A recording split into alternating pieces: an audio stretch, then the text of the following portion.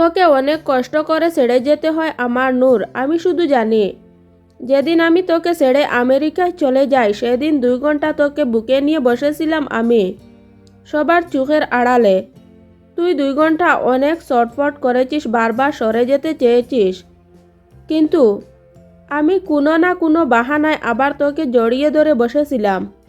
শাড়ি পরে এভাবে আমার সাথে বসে থাকতে তোর অস্বস্তি হচ্ছিল, তোর ভালো লাগছিল না। তুই বারবার ছুটে চলে যেতে চাচ্ছিলি, কিন্তু আবার জোর করে ধরে তোর কাঁধে মাথা রেখে আমি বসে থাকতাম। আমার যে কি ভীষণ কান্না পাচ্ছিল নুরুন্নেহার নীলা। এরপর চলে আসলো সেই মুহূর্ত। এয়ারপোর্টে যখন সবাই বিদায় দেওয়ার জন্য আসলো, তুই আমার হাত ধরে বারবার জাকাতে জাকাতে আমাকে মনে করিয়ে দিয়েছিলি আমার কিন্তু একটা সুন্দর পুতুল, অনেকগুলো ক্লিপ আর অনেকগুলো চকলেট লাগবে। তাহলে আমার বাসর করব, ঠিক আছে? আমিও বলেছিলাম হ্যাঁ ঠিক আছে, কথাগুলো তুইও যেন ভুলে যাস না। আমি তো মনে রাখবো। তুই বলেছিলি, প্রমিস করেছিলি 3 বার 4 বার করে প্রমিস, কিন্তু তুই মনে রাখিসনি। আমেরিকা পৌঁছানোর পর কতগুলো দিন আমার শুধু বিষণ্ণতায় কেটেছে। না আমার ক্লাস ভালো লাগতো, না আমার বাহিরে কোথাও যেতে ভালো লাগতো। দিনভর আমি শুধু তোকে কুলে নিয়ে কবুল করা ছবিটি দেখতাম আর বুকে জড়িয়ে শুয়ে থাকতাম। এভাবে মাসখানেক কেটে যায় বিষণ্ণতায়। তুই এত দুষ্টু, এত চাঞ্চল্য হয়েছিলি নূর। কিভাবে তুই আমাকে এত সহজে ভুলে গেলি? যখনই আমি ফোন দিতাম শুনতাম নূর বাহিরে খেলতে চলে গিয়েছে। আচ্ছা, তোর কি এবার আমার কথা মনে পড়ে না? দিনভরা সে সাদাফ ভাই বলে পিছু পিছু ঘুরতিস, এই সাদাফ ভাই তো তোর চোখের সামনে ছিল না। তুই কি নিষ্ঠুরভাবে আমাকে ভুলে গিয়েছিলি নূর?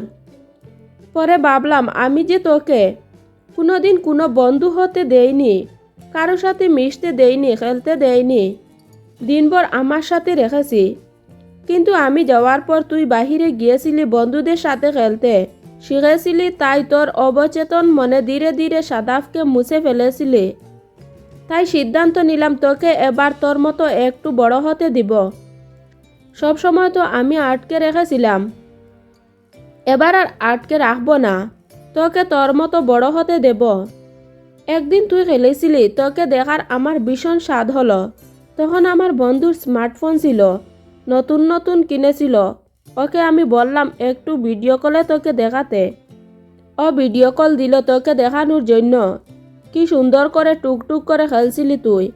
হঠাৎ খেলতে খেলতে পড়ে গেলি, তোর পা চুলে গেল। তোর অবচেতন মন সাদাফ ভাই বলে চিৎকার করে উঠল। আবার কলিজায় লেগেছিল নূর তোর ডাক। আমার বন্ধু জিজ্ঞেস করল যে মলম লাগিয়ে দিবে কিনা। আমার ভীষণ খারাপ লেগেছিল, কিন্তু অন্য কেউ তোকে স্পর্শ করবে কেন?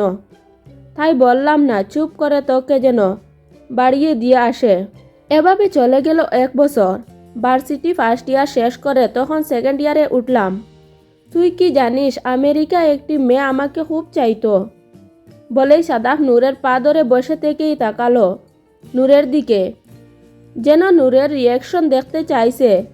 নূর চটক করে তাকালো সাদাফের দিকে। নূরের চোখ ঝাপসা হয়ে আসছে। একটি মেয়ে চায় সাদাফ ভাইকে। 6টি বছর বিদেশে ছিল, কি হয়েছিল তার জীবনে কিছুই তো নূর জানে না। নূরের জানতে খুব ইচ্ছে হচ্ছে। আগ্রহভরা দৃষ্টি নিয়ে তাকিয়ে রয়েছে সাদাফের দিকে, কিন্তু চোখ জোড়া ঝাপসা হয়ে আসছে বারবার, যেন সাদাফ অন্যরকম কিছু বললেই কেঁদে দিবে নূর। নূর মানতে পারছে না কোনো একটি মেয়ে সাদাফকে চাইতো। নূর ছাড়া অন্য কোনো মেয়ের সাথে সাদাফের মুখে। সাদাফ নূরের দিকে তাকিয়ে বলতে শুরু করলো, মেয়েটি প্রতিদিন ডরমেট্রিতে আমাকে এক নজর দেখার জন্য বসে থাকতো। ঘন্টার পর ঘন্টা বসে থাকতো। কখনো আমি একটু ব্যালকনিতে আসবো বা কখন একটু বারান্দায় জানালায় দাঁড়াবো, ও আমাকে এক নজর দেখবে। আমাদের ডরমেট্রির পাশেই ওর বাড়ি ছিল, তাই ও সারাক্ষণ এখানে ও পেতে বসে থাকতো আমাকে দেখার জন্য। যেমন আমার নজর দুটো শুধু তোকে দেখার জন্য অত পেতে থাকতো, ঠিক সেই রকম ছিল মেয়েটি। নূরের চোখ চলমল হয়ে গেল, নিঃশ্বাস বাড়ি। সাদাফ লক্ষ্য করেছে সব কিছুই দেখছে, আর একটু হলে যেন নূর কান্না করে দেবে। কিন্তু সাদাফ আজ বলবে, সব কিছু বলবে। নূরকে ও যে একটু শাস্তি পেতে হবে। কেন নূর কথায় কথায় বলে ফেলল, আমাকে ডিভোর্স দিয়ে দিন। ওকে ও সে যন্ত্রণা সহ্য করতে হবে যে যন্ত্রণা সাদা 6 বছর সহ্য করেছে। ওকে 6 মুহূর্তের জন্য হলো সহ্য করতে হবে। সাদাফকে হারানোর ভয়। সাদাফ বলল, মেয়েটি দেখতে ভীষণ সুন্দরী ছিল, এক কথায় নজর কাড়া সুন্দরী। চাইলে ও যে কোনো পুরুষ তাকে অগ্রাহ্য করতে পারবে না। কিন্তু ওই যে আমার চোখে তো তুই ছিলি, আমার চোখ দুটো অন্ধ হয়েছিল তোর জন্য, তাই হয়তো ওই সৌন্দর্য আমি দেখতে পেতাম না। কিন্তু মেয়েটি ভীষণ ভালো ছিল জানিস, আমাকে নীরবে নীরবে ভালোবেসে গিয়েছিল, কখনো কোনো সময় ডিস্টার্ব করতো না, ভালোবাসি বলতে আসতো না। মাঝে মধ্যে ফুল রেখে যেত, কাঠ রেখে যেত সিঁড়ির কাছে। আমি দেখতাম, বুঝতে পারতাম এটি ও দুষ্টি মেয়ের ওই কাজ। মেয়েটির তখন 16 বছর বয়সী হবে। সদ্য কৈশোরে পা দেওয়া একটি মেয়ে ছিল রিহা। কিন্তু এই কথা বলে মেয়েটিকে আমি দূরে সরাবো কি করে, যেখানে আমি আগে একটি বাচ্চা মেয়েকে মন দিয়ে বসে আছি। তাই এই যুক্তি দিয়ে আমি ওকে সরাতে পারছিলাম না। নূর এবার অধৈর্য হচ্ছে, সরাতে পারছিল না মানে কি? চোখ দুটো চিকচিক করছে নূরের, চোখের মনি দুটি অধিক অধিক শুধু দিক বিদিক ঘুরছে, যেন সাদাফকে অবলোকন করতে চাইছে। কিন্তু কি হয়েছিল তাদের মধ্যে 6 বছরে? তাদের মধ্যে কোনো সম্পর্ক হয়েছিল কি? ওর হাত দুটো মুষ্টিবদ্ধ করে রাখলো। সাদাফ খেয়াল করছে নূরের হাতের দিকে। নূরের পা দুটো মনে হয় এবার একটু কাঁপতে শুরু করলো। আমরা অনেক সময় সহজে বলে ফেলি, আমাকে ছেড়ে দাও বা আমাকে ছেড়ে চলে যাও। কিন্তু সেই প্রিয় মানুষটি ছেড়ে গেছে বা চলে যাবে, এই অনুভূতিটা যে কতটা ভয়ঙ্কর, হয়তো সাদাফ নূরকে সেটাই বোঝাতে চাচ্ছিল। নূরের পা দুটো হালকা করে একটু ধরল সাদাফ। নূরের পা দুটো কম্পন ধীরে ধীরে বাড়তে লাগলো। সাদাফ জানতে চাচ্ছে, বুঝতে চাচ্ছে নূরের মনোভাব। কি হয়েছিল দুজনের মধ্যে ভাবছে নূর। সাদাফ খেয়াল করলো, তারপর আবার বলতে শুরু করলো সাদাফ, একদিন কি করে যেন হঠাৎ করে মেয়েটি আমার ডরমেট্রিতে রুম পর্যন্ত চলে এলো। জানি না কি করে সেটিং করেছিল, কি করে এই ডরমেট্রিতে এলো। আমি একাই ছিলাম, হয়তো জানতো মেয়েটি। দরজায় নক করলে আমি যখন খুলে দিলাম, ওকে দেখে আমি বোকা হয়ে গেলাম। এই মেয়ে এখানে কি করে এলো, আর আমার এখানেই বা কি? তবে মেয়েটি যে জেনে এসেছে রুমে কেউ নেই, তা আমি শতভাগ নিশ্চিত ছিলাম। কারণ মেয়েটি হাতে করে একটি গিফট নিয়ে এসেছিল। তা যে আমার জন্যই নিয়ে এসেছে তাও আমি জানতাম, কারণ মাঝে মধ্যে সিঁড়ির কাছে গিফট আমার নামে রেখে যেত এই মেয়েটি। যখন আমি দরজায় দাঁড়ানো ঠিক তখন আমার পা জোড়া টকটক করে কাঁপছিল। এমন একটা সিচুয়েশনের জন্য আমি প্রস্তুত ছিলাম না। নূরের পায়ের কম্পন যেন আরও বাড়তে লাগলো, যেন চাইলে ও নূর কন্ট্রোল করতে পারবে না। চোখের পানি দিয়ে চোখ ঝাপসা হয়ে গেল। সাদাফ এক দৃষ্টিতে মুগ্ধ নয়নে তাকিয়ে রইল নূরের দিকে। নূরের কেমন লাগছে নূর বলে বুঝাতে পারবে না। স্বপ্নে ও চিন্তা করতে পারছে না সাদাফের মুখ থেকে এতটা গভীরভাবে কখনো কোনো মেয়ের কথা শুনবে। অথচ সাদাফ যখন কাঁদবে না, অন্যত্ব সংসার করবে, একই বাড়িতে থেকে কিভাবে মেনে নেবে নূর? নূর দু হাতে নিজের পা ধরে ফেলল। ভাবতে পারছে না কিছুই, ভাবতে পারছে না। সাদাফ এক দৃষ্টিতে তাকিয়ে আছে নূরের দিকে। তারপর বলল, মেয়েটিকে আমি যখন জিজ্ঞেস করলাম এখানে কিভাবে এলো, কেন এলে? মেয়েটি বলল, আমার সাথে দেখা করতে এসেছে, আমাকে নাকি ওর ভীষণ পছন্দ। আমি ভয় পেয়ে গেলাম। এক তো ডরমেটির রুমে কেউ নেই, আমি একা, তার উপরে ও একটি মেয়ে মানুষ, আরও ভীষণ সুন্দরী। আর যে কেউ দেখে আমাদেরকে খারাপ ভাববে। দরজায় তখনও দাঁড়িয়ে আমি। হঠাৎ করে মেয়েটি। নূর চট করে তাকালো সাদাফের দিকে, চোখে পানি টলমল করছে। নূরের দিকে তাকিয়ে আমাকে পাশ কাটিয়ে ভিতরে ঢুকে গেল মেয়েটি। আমি অবাক হয়ে রইলাম, কি করব বুঝতে পারছিলাম না। গেটে দাঁড়িয়ে থাকবো নাকি দরজা লাগিয়ে ভিতরে যাব, এরকম ভয়ঙ্কর একটা সিচুয়েশন আমার মাথায় কাজ করছিল না। তাই আমি দরজা হালকা চাপিয়ে ভিতরে গেলাম, দরজা লাগালাম না। নূরের সহ্য হচ্ছে না, মন খারাপ চাপিয়ে এখন যেন ভিতরে খুব জন্ম হচ্ছে। কেন দরজা চাপিয়ে ভিতরে নিয়ে গেলে মেয়েটিকে নিয়ে? অসভ্য লোকটি কেন দরজা থেকে বিদায় করলো না? তাহলে কি কিছু হয়েছিল ওনাদের মধ্যে? 6 বছর তো কম নয়। এমন তো নয় যে নূরকে ভুলে গিয়েছিল, সম্পর্কে জড়িয়েছিল। আমেরিকার মতো জায়গায় যেখানে পরিবার, আত্মীয়স্বজন, পরিচিত কেউ নেই, সেখানে 6টা বছর একা কাটিয়েছে। সে কি এতটাই ভালো ছিল? কারো সাথে কি মেশেনি? কত কিছু তো শুনে নূর। যদি সেরকম কিছু হয়ে থাকে, যদি লিভ ইনও থাকে।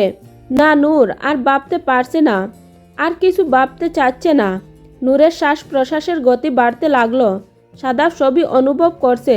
নূরের দিকে তাকিয়ে একটু থেমে সাদাফ আবার বলতে শুরু করলো, ভিতরে ঢুকে আমি যখন মেয়েটিকে জিজ্ঞেস করলাম কেন এসেছো, এবার মেয়েটি উপহারটি আমার মুখের সামনে তুলে ধরে বলল, এটি দেওয়ার জন্য। আর তোমাকে দেখতে আমার ভীষণ ইচ্ছে করছিল। আমি অবাক হয়ে গেলাম, মেয়েটি এত ছোট, অথচ আমাকে তুমি করে বলছে।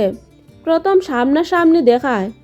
অবশ্য জন্মের পর থেকে আমেরিকায় থাকে, তাই একটু অ্যাডভান্স বুঝতে পারিস। আমাদের দেশের মতো একটা করা বাঁধা নিয়মের মধ্যে বড় হয়নি। একটু ওপেন মাইন্ডেড, যেমন পশ্চিমা দেশগুলোর মেয়েরা হয়ে থাকে। বুঝতে পারছিস নিশ্চয়। এসব ওদের কাছে কোনো ব্যাপার না, কিন্তু আমার অবাক লাগছিল। এরপর হঠাৎ কথা নেই বার্তা নেই মেয়েটি দুকদম এগিয়ে এসে একদম আমার সামনে চলে আসলো। আমি দু কদম পিছিয়ে যাব, তার ও সুযোগ পেলাম না। হঠাৎ করে মেয়েটি আমাকে, কি মেয়েটি আপনাকে প্রশ্ন করে বসল নূর।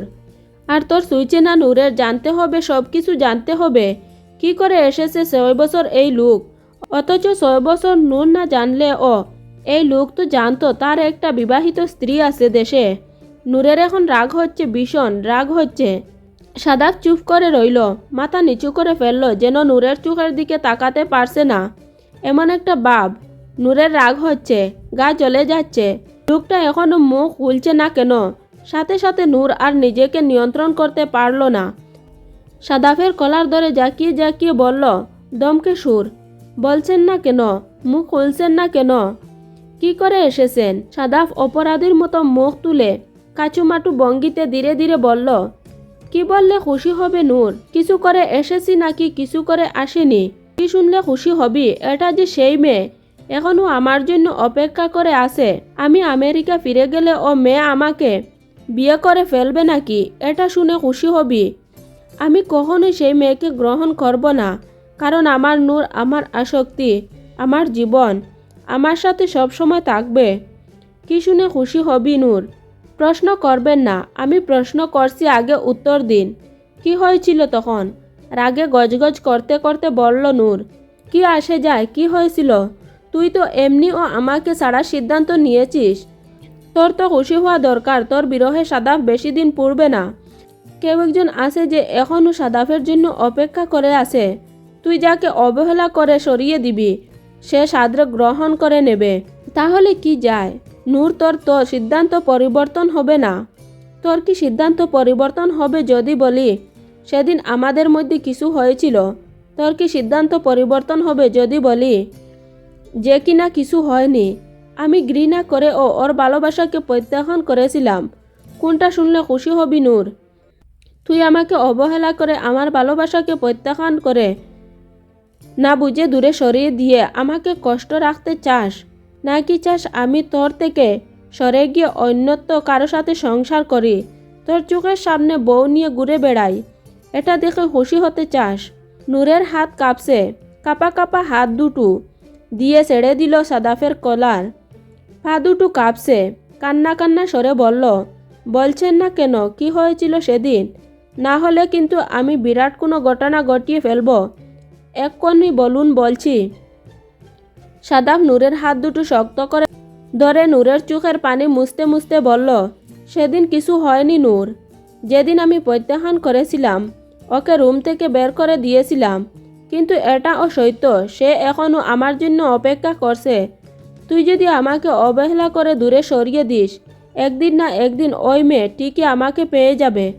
কারণ তুই যদি আমাকে দূরে সরিয়ে থাকতে পারিস, আমার ভালোবাসাকে অবহেলা করে থাকতে পারিস, তোর উপরে রাগ করে হলেও তোকে দেখার জন্য হলেও আমি এইখানে এই মেয়েকে নিয়ে এসে একটা সংসার পাতব। তোর চোখের সামনে আমি বউ নিয়ে ঘুরে বেড়াবো। তুই দেখবি আর জ্বলবি। নূর অবাক হয়ে তাকিয়ে রইল। সাদাফ বলল, এখন বল, তুই কি এটাই চাস আমাকে অবহেলা করে আমাকে সরিয়ে দিবি শুধুমাত্র একটা সন্তানের সমস্যার জন্য? যদি আমার আজকে বাচ্চা না হতো, এই সমস্যাটা যদি আমার হতো, তাহলে কি তুই সরে যেতি না?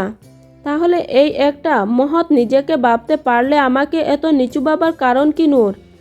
আমার ভালোবাসা কি তোকে কখনো স্পর্শ করেনি? সন্তানের জন্য, নিজের স্বামীর সুখের জন্য স্বামীকে ছেড়ে দিয়ে মহৎ হতে চাইছিস? তাহলে সেই স্বামী যদি অন্যত কারো সাথে সুখী হয়, তাহলে তোর এত গায়ে লাগছে কেন নূর? অধিকার ছেড়ে দিয়ে অধিকার ধরিয়ে রাখার মতো বিড়ম্বনা পৃথিবীতে আর নাই। তুই বল, তুই অধিকার ছেড়ে দিবি নাকি আমার উপর সারা জীবনের মতো অধিকার প্রতিষ্ঠা করবি বল? নূর এবার চিৎকার করে কেঁদে দিল। সহ্য করতে পারছে না নূর নিজের এই অপূর্ণতা, কিন্তু এটাও সত্য, সাদাফকেও ছাড়তে পারবে না। বুঝে গিয়েছে নূর, সাদাফকে ছাড়া ওর চলবে না, এটা মানতেই পারবে না। নূর সাদাফকে অন্য কেউ ভালোবাসবে? সাদাফ এইভাবে মুগ্ধ দৃষ্টিতে কখনো অন্য কোনো মেয়েকে দেখবে? এটা নূরের মেনে নেওয়া সম্ভব নয়। ওর থেকে তো মরে যাওয়া অনেক ভালো। সাদাফ এটাই চাচ্ছিল এই মেয়ের গল্পটি বলে যেন নূর নিজে থেকে অনুধাবন করতে পারে।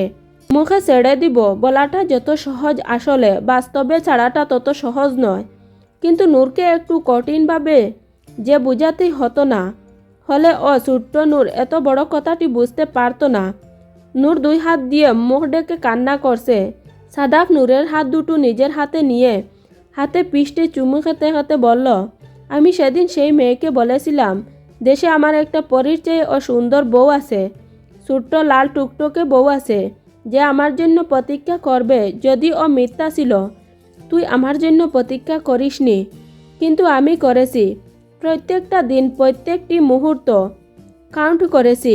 প্রত্যেকটা মুহূর্ত আমি তোকে দেখার জন্য অধীর আগ্রহে প্রতীক্ষা করেছি নূর, যার ফল আজকে তুই আমার চোখের সামনে। শুধু ভালোবাসলে হয় না নূর, ভালোবাসাকে ভালোবাসা দিয়ে আগলে রাখতে হয়, ধরে রাখতে হয়, তার উপরে কর্তব্য ফলাতে হয়, অধিকার প্রতিষ্ঠা করতে হয়, তার উপরে জোর করতে হয়।